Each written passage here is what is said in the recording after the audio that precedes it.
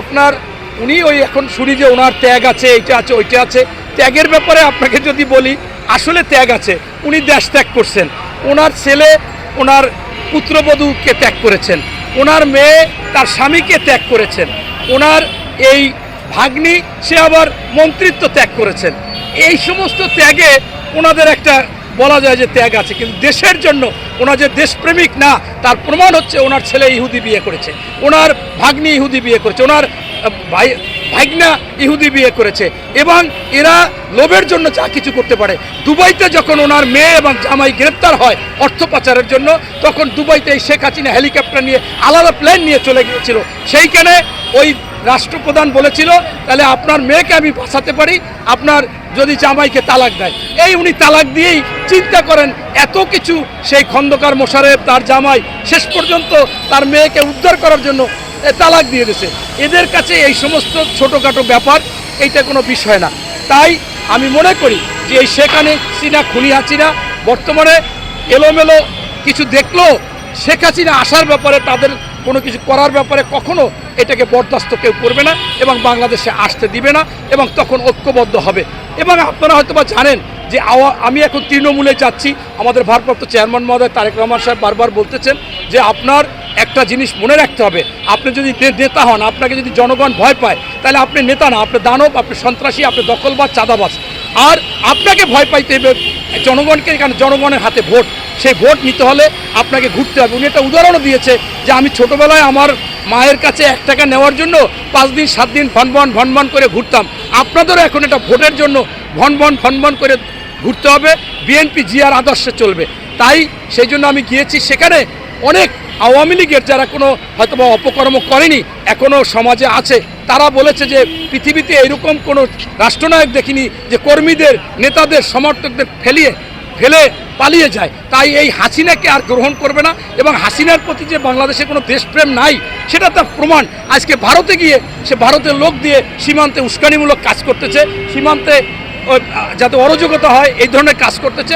আমরাও জানি, জনগণও জানে যে বাংলাদেশের জনগণ, ওই আপনারা কুমিল্লায় দেখেছেন যে 1 হাত জমির জন্য 5 জনকে খুন করে ফেলায়। অতএব এই ভারত আমাদের মধ্যে ঢুকবে, বাংলাদেশের মানুষ কোপাই মেরে ফেলাইবে ভারতকে। ভারতের যারা বিএসএফ আছে আর সেনাবাহিনীরা তো বলে দিচ্ছে যে বিন্দু মাত্র, ইঞ্চি মাত্র ছাড় দেওয়া হবে না, বিজিবি বলে দিচ্ছে। তাই এটা কিছু হবে না, কিন্তু ওখানে বসে কুচক্র করতেছে।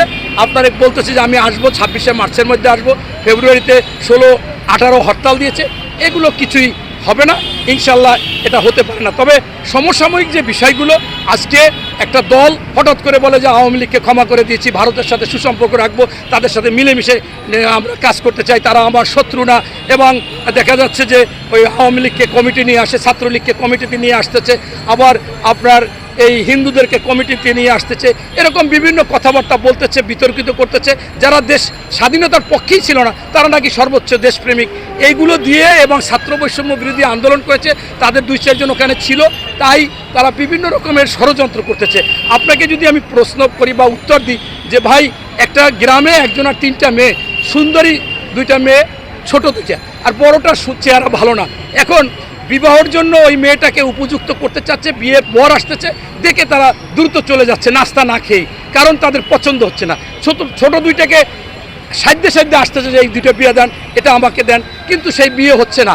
কারণ বড় মেয়েটা বিয়ে না দিতে পারলে তারা সোনো, পাউডার, বিউটিশিয়ান, এটা সেটা দিয়ে দেওয়ার পরেও হচ্ছে না। এইটা পরিবারে চলে, কিন্তু আপনি একজন সাংবিধানিক পোস্টে বসে, সচিবালয়ে বসে আপনি রাজনৈতিক বক্তব্য দেবেন, আপনি একটি দল করবেন, সেই দল কোন দিন উপযুক্ত হবে, জনগণ কখন তাদেরকে ভোট দিবে, নির্বাচিত হবে, তখন আপনি রাজনীতিতে যারা জনপ্রিয় এরপরে আছে, যাদেরকে বাংলাদেশে সব জায়গায় চায়, তাদের ভোট দিতে চায়, তাদের দ্বারা সরকার করবে, তাদের আপনি দিবেন না। আপনার ওই মেয়ে সুন্দরী বানাবেন, ভোটার আপনি কিভাবে, এই যে বিষয়গুলো, এগুলো কিন্তু একটা ষড়যন্ত্রের মতো। আবার একটা দেখেন, আপনি আন্দোলন করেছেন ছাত্র, যে 30 বছর চাকরি লেখাপড়া করতে করতে লাগে, 35 বছর কোঠা দিতে হবে, 32 দেশে তাও মানে না। এখন 18 বছরে প্রধানমন্ত্রী হতে চায়, এমপি হতে চায়, এটা কি ষড়যন্ত্র না? এটা আরও গভীর ষড়যন্ত্র। ছাত্রদেরকে ধ্বংস করতে চায়, শিক্ষা ব্যবস্থাকে ধ্বংস করতে চায়। একটা ছেলে ইউনিভার্সিটি পাস করতেই প্রায় 25 বছর লেগে যায়, কেন আপনি আজকে 18 বছরে 21 বছর তারা প্রস্তাব দিচ্ছে, বলছে না 18 বছর। এটাও কিন্তু তাদের ষড়যন্ত্র। এবং বহির্বিশ্বের ষড়যন্ত্র।